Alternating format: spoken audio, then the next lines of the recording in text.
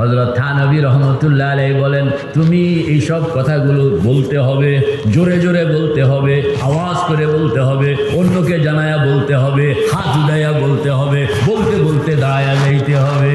তাইলে তোমার ভিতরে একটা শক্তি গ্রো করবে যে শয়তান তোমাকে আর অন্যদিকে ঘুরাইতে পারবে না। আমরা তো খালি মেনমেন করি, মেনমেন করার কারণে শয়তান সুযোগ পায় না। মেনমেন করার কারণে শয়তান কি, আপনি যখন মসজিদে দাঁড়াইয়া বলবেন আমি আর কবিরা গুনাহ করব না, এই কথাটা কোনের দ্বারা কি হয়েছে জানেন? আপনার ভিতরে একটা শক্তি দাঁড়াইলো, আপনার ভিতরে কয়েকজন পুলিশ দাঁড়াইয়া গেছে, সব মানুষকে শুনাইয়া বলছি আর কবিরা গুনাহ করব না। কাজেই নফস যদি কোনো কবিরা গুনার দিকে টানেও, আপনার ওই পুলিশেরা কবে সাবধান, ঠিক না? ঠিক। এই জন্য হিম্মত, বলেন না কি লাগবে? হিম্মত। কি লাগবে?